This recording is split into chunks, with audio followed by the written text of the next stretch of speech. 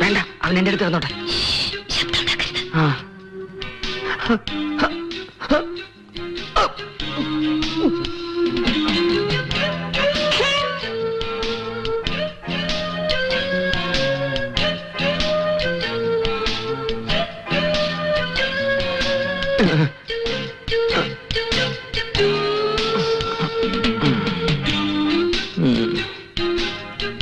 എന്നെ തൊടണ്ട.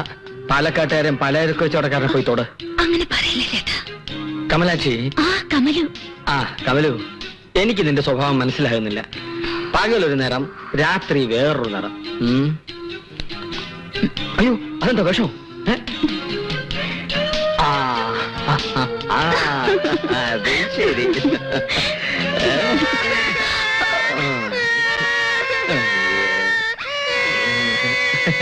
മക്കളെ മോനെ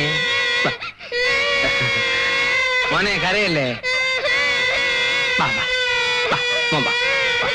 മോളെ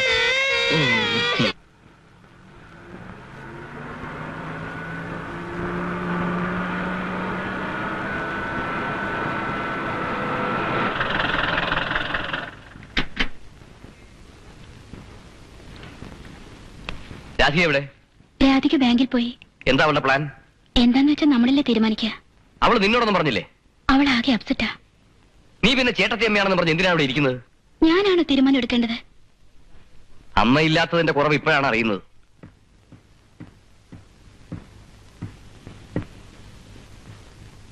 ആ കുറവ് ഇതുവരെ തോന്നാതിരുന്ന എന്താ? അതറിയിക്കാതെ നിങ്ങളെ വളർത്തിയതുകൊണ്ട്. ഇപ്പൊ എന്താ ഇങ്ങനെ തോന്നാൻ? ആളുകളുടെ മുഖത്ത് നോക്കാൻ കഴിയുന്നില്ല. എല്ലാരും അറിഞ്ഞിരിക്കുന്നു പുതിയ മരുമകന്റെ യോഗ്യത. ആളുകൾക്ക് എന്താ മോനെ നമ്മുടെ കാര്യത്തിൽ ഇത്ര താല്പര്യം? അവൾക്ക് എത്ര ആലോചനകൾ വന്നതാ. ഡോക്ടർമാരും എഞ്ചിനീയർമാരും ഓരോരുത്തർക്കും ഓരോ കുറ്റം കണ്ടെത്തിയില്ലേ. എന്നിട്ടിപ്പോ 10ാം ക്ലാസ്സുകാരൻ, സർക്കാർ ഓഫീസിലെ പ്യൂൺ. നമ്മൾ വിചാരിച്ചാണോ ഇങ്ങനെയൊക്കെ വന്ന് ഭവിക്കുമെന്ന്? അവളുടെ മനസ്സ് കാണാൻ അച്ഛന് കഴിഞ്ഞില്ല. അതാണ് ശരി. അച്ഛൻ നിമിത്തമാണ് ഇങ്ങനെയൊക്കെ സംഭവിച്ചത്. നമ്മളൊക്കെ നിമിത്തം മാത്രമാണ്. നിശ്ചയം അവിടുത്തെ. ഇത് വെറും അന്ധവിശ്വാസമാ. ഒരു ഭ്രാന്തൻ ഓടി വന്ന് താലി കെട്ടിന്ന് പറഞ്ഞ് അവന്റെ കൂടെ പെണ്ണിനെ ഇറക്കി വിടുന്നത് ദൈവനിശ്ചയമാ? അല്ലെങ്കിൽ പിന്നെ 360 കല്യാണം നടന്നേ നമ്മുടെ രാധയ്ക്ക് മാത്രം എന്താ ഇങ്ങനെ സംഭവിക്കാൻ? എല്ലാറ്റിനും അച്ഛന് ന്യായീകരണമുണ്ട്. പക്ഷെ അവളുടെ ജീവിതം. കല്യാണത്തിന് ശേഷം ഭർത്താവിന് ഭ്രാന്ത് വന്നു വിചാരിക്കുക, ബന്ധം വേർപെടുത്താൻ പറ്റുമോ? അപ്പൊ എന്ത് ചെയ്യും? അത് വിധിയാണെന്ന് കരുതും. ആരുടെ വിധി? ഈശ്വരന്റെ വിധി. ആ വിധി തന്നെയാണ് ഇതും. നമ്മൾ കാണുകയും കേൾക്കുകയും ചെയ്യുന്നത് മാത്രമാണ് സത്യമെന്ന് കരുതരുത്. അതിനപ്പുറത്തും ചില കാര്യങ്ങളൊക്കെ ഉണ്ട്. എന്താ വേണ്ടത്? രാധികയെ കൂട്ടിക്കൊണ്ടുപോകാൻ വന്നതാ. അവൾക്ക് നിന്റെ കൂടെ വരാൻ ഇഷ്ടമല്ല. മാധവൻകുട്ടി, രാധിക ബാങ്കിൽ പോയിരിക്കുക. വാ, നമുക്ക് അകത്തിരുന്ന് സംസാരിക്കാം.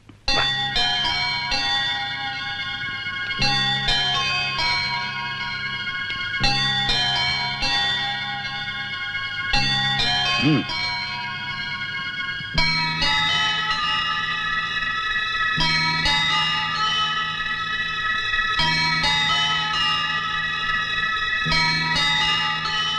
അച്ഛാ, രാധയ്ക്ക് വിരോധമായിട്ടൊന്നും ഞാൻ പ്രവർത്തിച്ചിട്ടുണ്ടാവില്ല, എനിക്കറിയാം. നിങ്ങളെ രണ്ടുപേരെയും ഇങ്ങോട്ട് ക്ഷണിക്കേണ്ടതാണ് വിരുന്നിന്. അച്ഛനിതൊന്നും അറിയാഞ്ഞിട്ടല്ല. എന്തായാലും അവളെ അന്വേഷിച്ചു വരാൻ നിനക്ക് തോന്നിയല്ലോ. എനിക്ക് രാധികയെ വലിയ ഇഷ്ട. രാധികയ്ക്കോ? രാധികയ്ക്ക് നീ വിഷമിക്കാതിരി. പ്രതീക്ഷിക്കാത്ത സംഭവിച്ചപ്പോ അവൾക്ക് പ്രയാസം തോന്നിയിട്ടുണ്ടാവും. പെണ്ണുങ്ങളല്ലേ, താങ്ങാനുള്ള ശക്തി ഉണ്ടാവില്ല.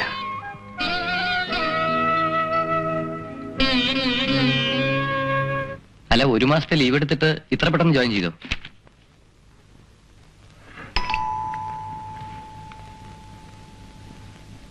നിന്റെ കാര്യത്തിൽ എല്ലാവർക്കും താല്പര്യമുള്ള പോലെ തോന്നുന്നു. ലീവ് കഴിഞ്ഞിട്ട് വന്നാ പോരായിരുന്നോ? അതുവരെ എന്ത് ചെയ്യാനാ? അപ്പൊ നീ അങ്ങോട്ട് പോണില്ലേ? നീയും ഇതിലൊക്കെ രസം കാണാ. ഒന്നീ ധൈര്യം കാണിക്കണം, അല്ലെങ്കിൽ സാഹചര്യങ്ങൾക്കനുസരിച്ച് നീങ്ങണം. ഇങ്ങനെ രണ്ടും അല്ലാത്ത അവസ്ഥ ഒക്കെ വിധിയാണെന്നല്ലേ പറഞ്ഞത്? വിധിയായിരിക്കും. ഇവിടെ ഇല്ലെന്ന് പറഞ്ഞേക്ക്. എന്താ രാധേത്? ഞാൻ പോയില്ല. മോശാട്ടോ. പ്ലീസ് എന്നെ നിർബന്ധിക്കരുത്. ഒന്ന് സമാധാനമായിട്ട് ജീവിക്കാൻ സമ്മതിക്കില്ലെന്ന് വെച്ച. ശരി, ഞാൻ സംസാരിക്കാം. ഒരു മിനിറ്റ്.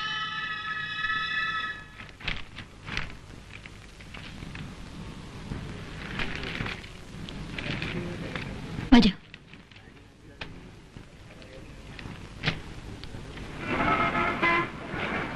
രാധ ഇവിടെ ഇല്ല. ബാങ്കിൽ ഉണ്ടാവുന്നാണല്ലോ രാധയുടെ അച്ഛൻ പറഞ്ഞത്. വന്നിരുന്നു, പിന്നെ എവിടേക്കും അത്യാവശ്യമായിട്ട് പോയി. സാരമില്ല, രാധയെ വരുന്നവരെ കാത്തിരിക്കാം. അത് വേണ്ട, ഇനി എപ്പോ വരുമെന്ന് കരുതിട്ടാ. എന്നാ ശരി, ഞാൻ വന്നിരുന്നു എന്ന് പറഞ്ഞാ മതി. ആ വരട്ടെ.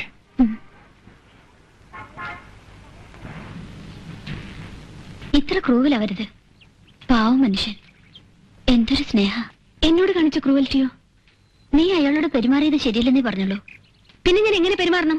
അയാളെ ഓഫീസിലേക്ക് ക്ഷണിച്ച് എല്ലാവർക്കും ഇൻട്രൊഡ്യൂസ് ചെയ്യണോ? ഉപദേശിക്കാൻ എല്ലാവർക്കും കഴിയും, പ്രാക്ടിക്കൽ ആവുമ്പോഴാ. എന്നാ വെട്ടി തുറന്ന് പറഞ്ഞാലെന്താ? പറയണമെന്നുണ്ട്, പക്ഷേ സത്യം പറയല്ലോ ശോഭേ. ആത്മഹത്യ ചെയ്യണമെന്ന് വരെ തോന്നുന്നുണ്ട്. അച്ഛനെ ഓർത്തിട്ടാ. അതുകൊണ്ട് തന്നെ പറഞ്ഞത് അയാളുടെ ഭാര്യയായി കഴിയണം. ഒരു പെണ്ണിന്റെ കൂടെ. Just imagine my plight. എന്റെ സ്ഥാനത്ത് നീയായിരുന്നെങ്കിലോ? പ്രശ്നമാണ്, പക്ഷേ പരിഹാരം കാണണ്ടേ രാധയെ?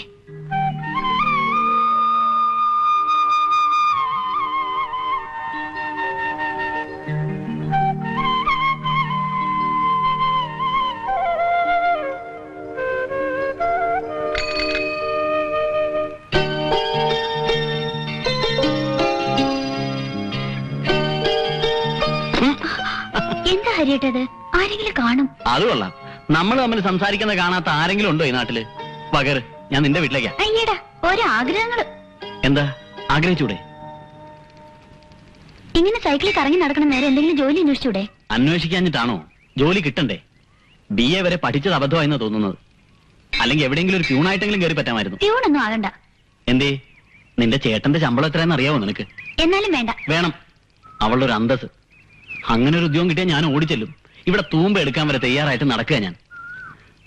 ഒരു ജോലിയില്ലാത്തതിന്റെ വിഷമം വല്ലതും നിനക്കറിയാവോ? അതെങ്ങനെ? സമയത്തിന് വീട്ടിൽ ചെന്നില്ലെങ്കിൽ കാത്തിരിക്കാനും ചെല്ലുമ്പോ വിളമ്പി തരാനോ ഒക്കെ ആളുണ്ടല്ലോ.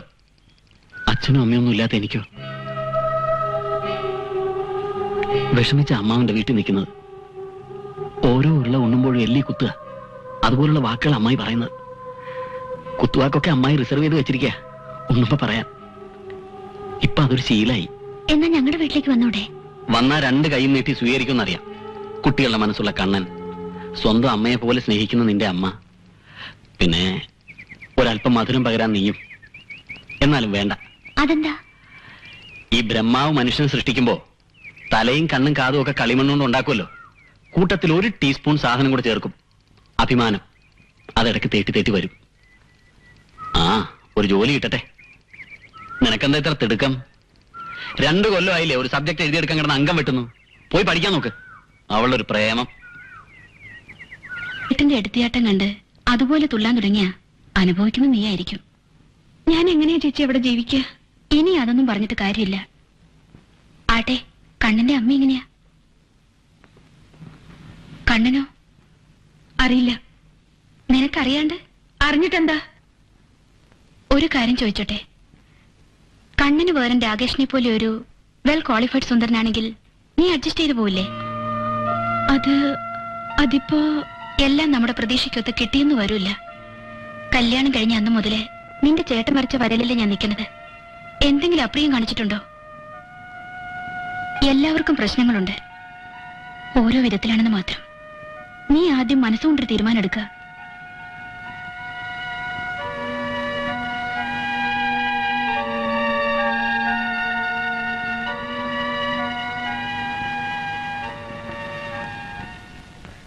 കണ്ണം വന്നിരുന്നു നിന്നെ കൂട്ടിക്കൊണ്ടുപോവാൻ. അറിഞ്ഞു. എന്നിട്ട് എന്താ നിന്റെ തീരുമാനം?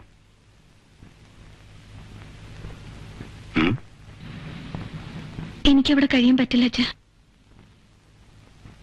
ഞാൻ നിർബന്ധിക്കില്ല. എന്നാലും പറയേണ്ട കടമ എനിക്കുണ്ട്. താൻ താലി കെട്ടിയ പുരുഷനാ ഭർത്താവ്. അതാ നമ്മുടെ സംസ്കാരം. അത് മോളെ മറക്കരുത്.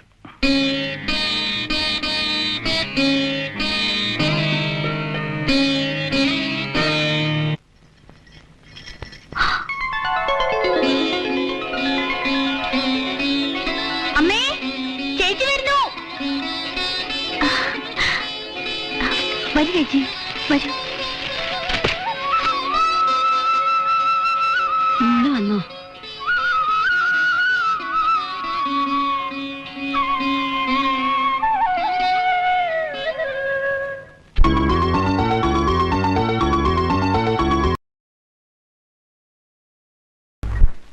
എടോ കണ്ണ, തന്നെ ഒരാൾ കാത്തിരിക്കുന്നു.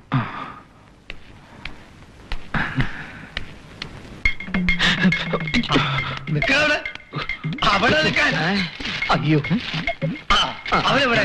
ആ തെണ്ടി എവിടെ? സൂക്ഷിച്ച് സംസാരിക്കുന്നത് സർക്കാർ ഓഫീസാണ്. അതുകൊണ്ട് എന്നാ തെണ്ടിയെന്ന് വിളിച്ചേ? തനിക്ക് എന്താണോ വേണ്ടത്? തനിക്ക് എന്താന്ന്? ഇപ്പൊ അങ്ങോട്ട് ഓടി വന്നില്ല, കള്ളത്തിരുമാരി. അവനെങ്ങോട്ട് ഇറക്കി വിട്. നിങ്ങൾ സംസാരിച്ചു. അവനെവിടെ? അവിടെ നിൽക്കേ. താനല്ലോട് വന്ന് കൊല്ലേണ്ടത്. എണ്ണി വാങ്ങിച്ചില്ല 10,000 രൂപ സ്ത്രീധനായിട്ട്. എന്നിട്ട് ഇപ്പൊ പൊട്ടം കളിക്കുന്നോ? എന്റെ രാമൻ നായരെ, ഞാൻ പറയുന്നത് കേൾക്ക്. എനിക്കൊന്നും കേൾക്കണ്ട. അച്ഛ എവിടെ? വെറും 10,000 രൂപയുടെ കാര്യമല്ലേ രാമൻ നായരെ? പോട്ടേന്ന് വെക്ക്. പോട്ടേന്നോ? താൻ കെട്ടോടെ എന്റെ മോളെ? കാണാൻ തന്നെ പോലെ അല്ലെങ്കിൽ കേട്ടാം. എന്താണ്? ഏയ് വരുന്നു. രാമൻ നായരെ കൈ വിടുന്നു. അല്ല സി വന്നാലും പോകുന്ന പ്രശ്നമില്ല. ഒന്നുകിൽ രൂപ അല്ലെങ്കിൽ അവൻ. എന്താ ഇവിടെ? നിങ്ങളാരാ? ഞാൻ ആരാന്നോ? 10,000 രൂപയുടെ കാര്യം. 10,000 രൂപയുടെ ഒരു ബില്ല് പാസ്സാക്കി കിട്ടാനുണ്ടെന്ന്. പാലം പണിഞ്ഞ കോൺട്രാക്ടറാ. ബില്ല് പാസ്സാക്കി കിട്ടിയില്ലെങ്കിൽ ഇടിക്കുമെന്ന്. എന്നെ ഇടിക്കാൻ എവിടെ എടുത്തും വളർന്നിട്ടില്ല. അല്ല, ബില്ലിന്റെ കാര്യത്തിൽ കോൺട്രാക്ടർമാർ ഇങ്ങനെയായാലേ ഞങ്ങൾ സ്റ്റാഫുകൾ കുഴഞ്ഞു പോകും സാർ. താൻ എന്താ പറയുക? ബില്ലോ? നാട്ടുകാരെ മുഴുവൻ ക്ഷണിച്ചു വരുത്തി. നാട്ടുകാരെ മുഴുവൻ ക്ഷണിച്ചു വരുത്തി പാലത്തിന്റെ ഉദ്ഘാടനം അന്തസ്സായിട്ട് നടത്തുകയും ചെയ്തു. കിട്ടാനുള്ള പണം എപ്പോഴായിരുന്നാലും കിട്ടുമല്ലോ. ഈ കലൊന്നും എന്റെ അടുത്ത് വേണ്ട. 10,000 രൂപ സ്ത്രീധനോ? അതെ, പുള്ളിക്ക് ഒരുപാട് ബില്ലുകൾ പാസ്സായി കിട്ടാനുണ്ട്. മാറി കിട്ടാത്തതിന്റെ വിഷമത്തിൽ ആൾക്ക് സ്വല്പം മെന്റലായിരിക്കും. അല്ല, അത് കുഴപ്പമൊന്നുമില്ല. അത് ഞങ്ങൾ മാനേജ് ചെയ്തോളാം. സാറകത്തേക്ക് പോയിക്കോ. ഓ, മിണ്ടല്ലേ. താൻ എന്ത് മനുഷ്യനാടോ? സാറിനോടാണ് സ്ത്രീധനത്തിന്റെ കാര്യം പറയുന്നത്. അതിനെന്താ? അങ്ങേര് സ്ത്രീധന വിരുദ്ധ സംഘത്തിന്റെ കേരള ഘടകം പ്രസിഡന്റാണ്. അതെ, പിന്നല്ലാതെ. എന്ന് കാര്യം ഞാൻ എന്റെ പൈസ പോയി ചോദിക്കുന്നു. രാമൻ നായർ വിഷമിക്കരുത്. എത്രയും വേഗം കണ്ണനോട് പറഞ്ഞ് ആ തുക ഞാൻ നിങ്ങൾക്ക് മേടിച്ചു തരാം. ഇപ്പൊ പോ. ഇപ്പൊ ഞാൻ പോവാ. പക്ഷെ ഒരു പരിഹാരം ഉണ്ടായില്ലെങ്കിൽ ഒരാഴ്ച വീണ്ടും ഞാൻ വരും. മാറി പോ. രാമൻ നായരെ, ഗോവിന്ദനൊരു വാക്ക് പറഞ്ഞ വാക്കാ. പക്ഷെ അത് പാലിക്കാൻ ലേശം ബുദ്ധിമുട്ടുണ്ടെന്ന് മാത്രം. പോയോ? വീണ്ടും വരും. കണ്ണാ, ഇനിയെങ്കിലും ഞങ്ങൾ പറയുന്നു കേൾക്ക്. രാധിക പൂർണ്ണ മനസ്സോടെ നിന്റെ കൂടെ നിൽക്കണ്ടേ? നിനക്ക് അവളുടെ കൂടെ തോളോട് തോൾ ചേർന്ന് ഒരു കുടക്കീഴിൽ നടക്കണ്ടേ? കണ്ണാ, നിങ്ങളുടെ ജീവിതം പുഷ്പിക്കണ്ടേ? പറയടാ വേണമെന്ന്. എന്നാ ഞങ്ങൾ പറയുന്നത് അവളുടെ മുമ്പിൽ നീ ഇപ്പൊ വെറും ഒരു സീറോയാ. Very big zero. അവൾ നോക്കുമ്പോ നീ വെറും ഒരു 10ാം ക്ലാസ്സുകാരൻ പ്യൂൺ. പണമില്ലാത്തവൻ, വിവരമില്ലാത്തവൻ, സൗന്ദര്യമില്ലാത്തവൻ. ഇങ്ങനെയൊക്കെ ആണെങ്കിലും അവളുടെ മനസ്സ് കവരാം. മുക്ര ഇടുവിക്കാം, ഇച്ഛ വരപ്പിക്കാം. എങ്ങനെ? അങ്ങോട്ട് ചോദിക്കേ. ഇങ്ങോട്ട് നോക്ക്. 17 വയസ്സുകാരി 70 വയസ്സുകാരനെ പ്രേമിച്ചിട്ടുണ്ട്. വെറും ഒരു കുഷ്ഠരോഗിയോട് പ്രേമം തോന്നിയ മദാമ്മ അവളുടെ എല്ലാ ഇട്ടെറിഞ്ഞ് അവന്റെ ജീവിത പങ്കാളിയായ സംഭവമുണ്ട്. ഞാൻ കുഷ്ഠരോഗി ആവണമെന്നാണോ? എന്നല്ല, ദിവ്യമായ പ്രേമത്തിന് ഒന്നും ഒരു വിലങ്ങുതടിയല്ല. ദേ, പെണ്ണിന്റെ സ്നേഹം പിടിച്ചു പറ്റാൻ പഠിപ്പും പണവും സൗന്ദര്യവും ഒന്നും വേണ്ട. നല്ല പെരുമാറ്റം മാത്രം മതി. അതിനിന്നു മുതൽ നീ പുതിയൊരു കണ്ണനാവണം. ഇല്ലേ ഞങ്ങൾ ആക്കും. രാധിക വരുന്നു എന്ന് കേൾക്കുമ്പോഴേക്ക് ഗ്രഹണി പിടിച്ച പിള്ളേര് ചക്കക്കൂട്ടാൻ കണ്ട മാതിരി ആക്രാന്തം പിടിച്ച് ഓടി ചെല്ലരുത്. അവൾ നിന്നെ കുറിച്ച് എന്ത് വിചാരിക്കും? ശപ്പന്ന്. ആ, മറിച്ച് പോകാതിരുന്നാലോ? കാത്തിരുന്ന് കാത്തിരുന്ന് അവളുടെ കണ്ണ് കഴയ്ക്കും, മുഷിയും. വാതിൽക്കൽ കേൾക്കുന്ന ഓരോ മിതിയുടെ ശബ്ദവും അതെന്റെ കണ്ണേട്ടനായിരിക്കണേ എന്നവൾ പ്രാർത്ഥിക്കും. അപ്പൊ ഠേ എന്ന് വന്നിട്ട് നീ വാതിൽക്കൽ തട്ടുന്നു. ടക് ടക് ടക് ടക് ടക്. അവൾ വാതിൽ തുറക്കും. പരിഭവം ഉണ്ടാവും. അതൊരു സൗന്ദര്യപ്പിണക്കം മാത്രമാണ്. അപ്പൊ നീ നിന്റെ ഈ 32 പല്ലും കാണിച്ചിട്ടുള്ള ഒടുക്കത്തെ ഇളി ആദ്യം ഒന്ന് നിർത്ത്. ഗൗരവം വിടരുത്. ആ, നോക്കട്ടെ, സ്വല്പം കൂടി ആവാം. ആ, സ്റ്റൈലായിട്ടുണ്ട്. ചോറും വിളമ്പി വെച്ച് അവൾ കാത്തിരിക്കും.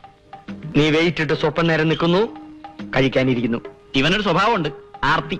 വിളമ്പുന്നത് മുഴുവൻ കാണാത്തത് കണ്ടതുപോലെ നക്കി തോർത്തി തിന്നും. അധികം കഴിക്കരുത്. അവൾ അപ്പുറത്ത് നിന്നെ ഒളികന്നിട്ട് നോക്കുന്നുണ്ടാവും. ആഹാരം ഓരോ വറ്റുകളായി ഇങ്ങനെ ഇറങ്ങാത്തതുപോലെ ഏതോ ഒരു ദാഹം. അപ്പൊ നീ എന്ത് ചെയ്യും? വെള്ളം കുടിക്കും. വെള്ളം കുടിക്കും. ഇത് ആ ദാഹമല്ല, ആത്മാവിന്റെ ദാഹം. അതവൾ മനസ്സിലാക്കണം. നീ മുഴുവനും കഴിക്കാതെ എഴുന്നേൽക്കുന്നു, കൈ കഴുകുന്നു. അവൾക്കും ഒരാഗ്രഹം കാണും, ഭർത്താവിന്റെ ഉച്ചിഷ്ടം കഴിക്കാൻ. അധ്യായം 1 കഴിഞ്ഞു. അധ്യായം 2 ആദ്യ രാത്രി. നിന്റെ വിവരക്കേട് കൊണ്ട് നിന്റെ ആദ്യ രാത്രി നീ കുളവാക്കി. ഇന്നാണ് നിന്റെ യഥാർത്ഥ ആദ്യ രാത്രി. നീ മണിയറയിൽ കാത്തിരിക്കുന്നു. അവൾ മന്ദം മന്ദം നടന്നു വരുന്നു. അരയന്നത്തെ പോലെ വ്രീളാവതിയായി. എന്താ? എവിടെ ഇങ്ങനെ ഒന്നും പറഞ്ഞ് ഇവന് മനസ്സിലാവൂലെന്ന്. നീ നോക്ക്, ഞാൻ നീ ഗോവിന്ദേട്ടൻ രാധിക. ഞാൻ കണ്ണൻ, നീ രാധിക. അല്ലല്ല, ഇക്കാര്യത്തിൽ പ്രാക്ടിക്കൽ എക്സ്പീരിയൻസ് എനിക്കാണ്. എനിക്ക് പിള്ളേർ 2. അപ്പൊ ശരി, ഞാൻ രാധിക. ഇങ്ങോട്ടുണ്ട്. ഞാനാണ് നീ. ശ്രദ്ധിച്ചു നോക്കണം. എങ്ങനെ തുടങ്ങണമെന്ന് എനിക്കറിയില്ല. രാധേ, ഞാൻ അങ്ങനെ വിളിച്ചോട്ടെ? മൗനം. വിവാഹത്തെക്കുറിച്ച് എനിക്ക് വലിയ സങ്കല്പങ്ങളൊന്നുമില്ലായിരുന്നു. കൂട്ടുകാരൊക്കെ കാമുകിമാരെ കുറിച്ച് പറയുമ്പോ ഞാൻ ഓർക്കും, ആരായിരിക്കും എന്റെ ജീവിതത്തിൽ വെളിച്ചം വീശുന്നതെന്ന്. ഒരു സുന്ദര ശില്പം ഞാൻ എന്റെ മനസ്സിൽ കൊണ്ടുനടന്നു. മാർബിളിൽ കൊത്തിയ രാധയുടെ ശില്പം. ആ രാധയെ ഞാൻ വിവാഹ മണ്ഡപത്തിൽ വെച്ച് കണ്ടു. അതെ, ആ മാർബിൾ രാധയാണ് നീ. ഇഷ്ടപ്പെട്ടോ? കൊള്ളാം. എവിടുന്ന് കിട്ടിയത്?